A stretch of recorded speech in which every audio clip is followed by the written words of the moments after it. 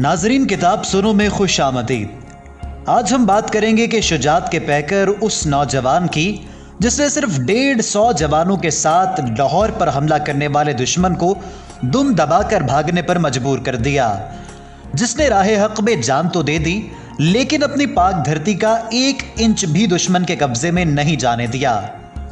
आज दुनिया जिसे मेजर अजीज भट्टी शहीद और मुहाफिज लाहौर के नाम से याद करती है। मेजर अजीज भट्टी शहीद 16 अगस्त 1928 को हांगकांग में एक मौल्लम घराने में पैदा हुए। आपके वालिद का नाम राजा अब्दुल्ला भट्टी था, जो रोजगार के सिलसिले में हांगकांग में मुकीम थे। राजा अजीज भट्टी बहन भाइयों में चौथे नंबर पर थे। इब्तिदाई तालीम हांगकांग में ही हासिल की। अजीज भट्टी बचपन से ही सबकी आंख का तारा थे। नाजरीन, 1939 में दूसरी जंग अजीम शुरू हुई तो हांगकांग भी उसकी जद में आ गया। हांगकांग में मुकीम मेजर अजीज भट्टी के अहले खाना के लिए यह कड़ा वक्त था। 1946 में हालात के पेश नजर उन्होंने हिजरत का फैसला किया और पाकिस्तान में अपने आबाई गांव लादिया के मकाम पर आबाद हुए, जो जिला गुजरात में वाक़या है। अजीज भट्टी की शादी गांव के सूबेदार की बेटी जरीना बीबी से हुई। ये शादी अजीज भट्टी के लिए खुशियों का पैगाम लाई और कुछ ही माह बाद उन्होंने ऑल इंडिया फौज में शमूलियत इख्तियार कर ली। इसी साल पाकिस्तान भी मार्ज़े वजूद में आ गया। यूं भट्टी साहब रावलपिंडी आ गए और पाकिस्तान मिलिट्री एकेडमी का हिस्सा बने। अपनी काबिलियत के बलबूते पर बेहतरीन कैडेट का एजाज जीता और सॉर्ड ऑफ ऑनर हासिल की। पासिंग आउट परेड में उन्हें शहीद मिल्लत लियाकत अली खान ने गोल्ड मेडल से नवाजा। राजा अजीज भट्टी ने पंजाब रेजिमेंट में सेकंड लेफ्टिनेंट की हैसियत से शमूलियत इख्तियार की। 1955 में जब राजा अजीज भट्टी कैप्टन बने तो उन्हें मजीद ट्रेनिंग के लिए कोयटा जाने का मौका मिला, जहां उन्होंने इम्तिहान में पहली पोजीशन हासिल की। इस अचीवमेंट पर उन्हें मजीद कोर्सेज के लिए कनाडा भेजने का फैसला किया गया। साथ ही मेजर के रैंक पर तरक्की भी दे दी गई। वक्त का पहिया चलता रहा और यूं 1965 का साल भी आ गया। राजा अजीज भट्टी छुट्टियों पर अपने अहले खाना के साथ वक्त गुजार रहे थे कि अगस्त की एक सुबह अचानक उन्हें पैगाम मौसूल हुआ, जिसमें छुट्टियां मनसूख होने और फौरी रिपोर्ट करने का कहा गया था। खाने की मेज पर बेगम ने अफसुर्दगी से पूछा, हालात नॉर्मल होने पर छुट्टियां मिल जाएंगी ना? राजा अजीज भट्टी बोले, बेगम, एक फौजी की जिंदगी में तो ये उतार चढ़ाव आते ही रहते हैं। नाजरीन, अजीज भट्टी के बच्चे भी उन्हीं की तरह बहादुर थे। उनके छोटे साहबजादे ने कहा, पापा क्या जंग होने वाली है? अजीज भट्टी ने कहा, लगता है अब जंग होकर रहेगी। इस पर उनके जमा हौसला बेटे ने मुक्का लहराते हुए कहा, दुश्मन का डट कर मुकाबला करना।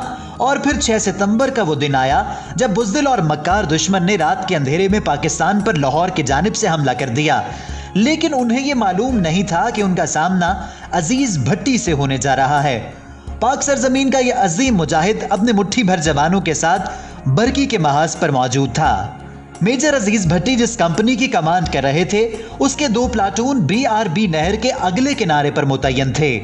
मेजर भट्टी ने बरकी गांव के बाला खाने पर OP पोस्ट को मुंतखब किया, जहां से वो दुश्मन के एक एक कदम का अंदाजा लगा सकते थे। मेजर अजीज भट्टी ने डटकर भारतीय फौज का मुकाबला किया।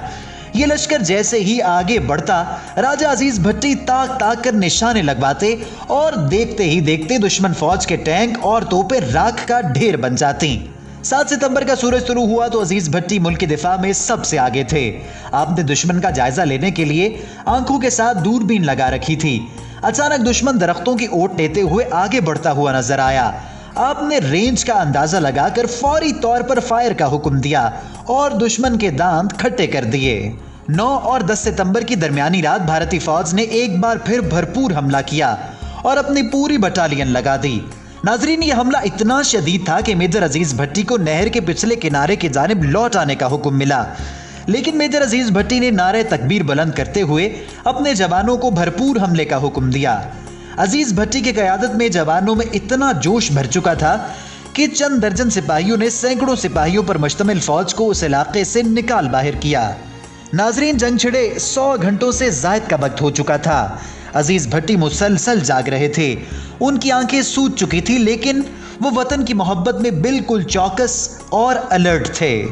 उनके कमांडिंग ऑफिसर ने उन्हें आराम करने के लिए वापसी का हुक्म दिया तो इस धरती के बहादुर सबूत ने कहा, सर, ये बड़ा नाजुक महाज है और मैं दुश्मन के सभी हरबे जान चुका हूं। नए ऑफिसर को उनकी चालें समझने में टाइम लगेगा। आप मुझे वापस मत भेजिए। मेजर अजीज भट्टी नींद और भूख की परवाह किए बगैर दुश्मन को नुकसान पर नुकसान पहुंचा रहे थे। एक जवान आपके लिए खाना लेकर आया और कहा कि मैं उन पर नजर रखता हूं, आप खाना तनावुल फरमा लें।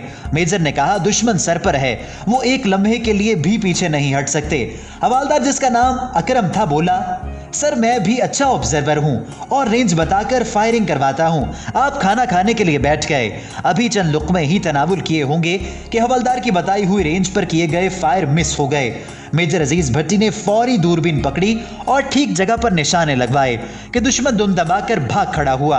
जंग का छठा दिन था। आपने अपनी दूर अंदेशी और जंगी हिकमत अमली से हरीफ फौज के दांत खट्टे कर दिए थे।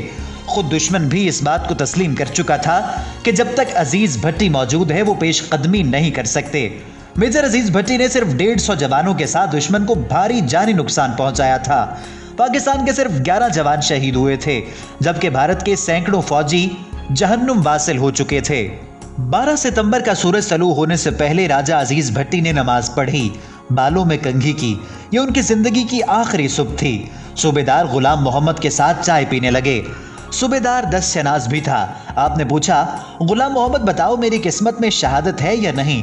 सूबेदार ने हाथ देखा और कहा कि जनाब आपकी किस्मत में शहादत तो है, लेकिन ये रुतबा आपको कब मिलेगा मालूम नहीं। जिस पर मेजर अजीज भट्टी ने हाथ पीछे करते हुए कहा, मैं बताता हूँ, ये वक्त बहुत करीब है।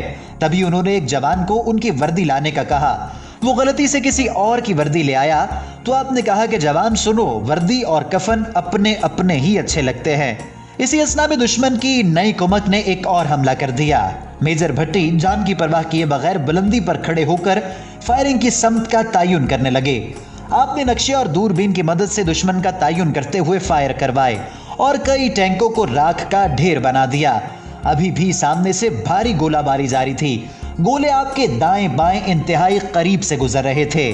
सूबेदार ने कहा, मेजर साहब आप बराह रास्त दुश्मन की फायरिंग रेंज में हैं, नीचे मोर्चे में आ जाइए। मेजर ने जवाब दिया, अगर जान इस वतन पर कुर्बान हो जाए तो इससे बड़ी खुशकिस्मती और क्या होगी। इस दौरान दुश्मन आपको देख चुका था। एक भारतीय तोपची ने टैंक का रुख उनकी जानिब किया। दोबारा फायर करवाने के लिए आपने दूरबीन उठाई ही थी कि टैंक का जलता हुआ फौलादी गोला आपके सीने पर जा लगा और यूं फर्ज शनासी और शुजात का पैकर और मुल्क का अजीम हीरो पाक सरजमीन पर कुर्बान हो गया। मेजर राजा अजीज भट्टी इस मकाम पर शहादत पर फायज हो चुके थे, जिसकी तमन्ना वो अपने दिल में रखते थे। हुकूमत ने जुरत और बहादुरी के सिले में आपको सबसे बड़े फौजी एजाज निशान हैदर से नवाजा। मेजर अजीज भट्टी के मकाम शहादत पर यादगार शहदा भी बनाई गई है, जहां उनकी बटालियन और रेजिमेंट के शहदा और साथियों के नाम दर्ज हैं। आज भी 55 बरस बाद मेजर अजीज भट्टी का नाम जिंदा है और हमेशा जिंदा रहेगा।